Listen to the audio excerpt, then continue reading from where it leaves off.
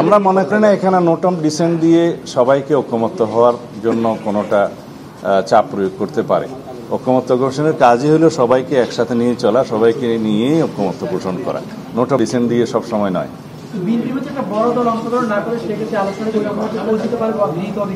পরবর্তী আলোচনা অংশ নেব। এই বিষয়টা বাকি থাকলো। সব বিষয়ে ঐক্যমত্য প্রতিষ্ঠা হবে এমন তো কেউ শপথ নেই নাই। আর গণতন্ত্রের ভাষা কি যে সব বিষয়ে হয়তো আমরা ঐক্যমত পোষণ করতে পারবো না, দ্বিমত থাকবে, ভিন্ন মত থাকবে। সেই জন্যই তো সংগ্রাম করেছি আমরা জাতীয় ঐক্যমত্য কমিশনের বৈঠক থেকে কিছু সময়ের জন্য ওয়াকআউট করেছি। কারণ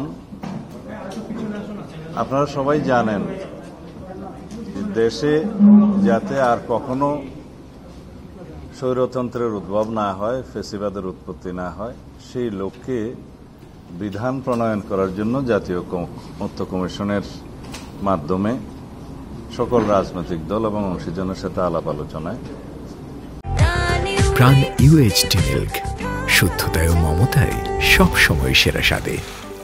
কিছু কিছু মৌলিক বিষয়ে, সাংবিধানিক সংশোধনের মৌলিক বিষয় এবং অন্যান্য বিষয়ে যে ঐক্যমত্য প্রতিষ্ঠার চেষ্টা চলছে তার মধ্যে আমরা সর্বোচ্চ সহযোগিতা করে যাচ্ছি।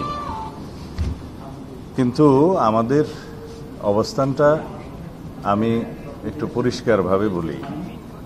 আমাদেরই প্রস্তাব মতে যাতে কোনো ব্যক্তি 10 বছরের বেশি প্রধানমন্ত্রীর পদে বহাল না থাকেন, সে যত মেয়াদেই হোক বা যতবারই হোক, সেই প্রস্তাব আমরা দিয়েছি এবং সেটা গৃহীত হয়েছে।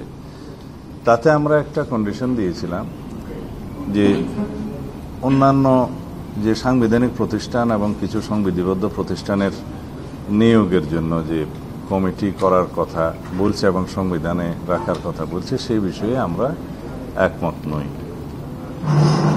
কিন্তু পরবর্তীতে আমরা বিচার বিশ্লেষণ করে সবার সাথে আলোচনা করে আমরা কিছু কিছু জায়গায় আমরা ছাড় দিয়ে এক জায়গায় এসেছি। যেমন নির্বাচন কমিশন গঠন পদ্ধতিতে আমরা সরকারি দল, বিরোধী দল এবং জুডিশিয়ারির প্রতিনিধি রেখে স্বাধীনভাবে একটা সার্চ কমিটির মধ্য দিয়ে যাতে নির্বাচন কমিশনের নিয়োগ হয় সেই ব্যবস্থার সেটাও আমরাই প্রস্তাব করেছি, সেটা গৃহীত হয়েছে।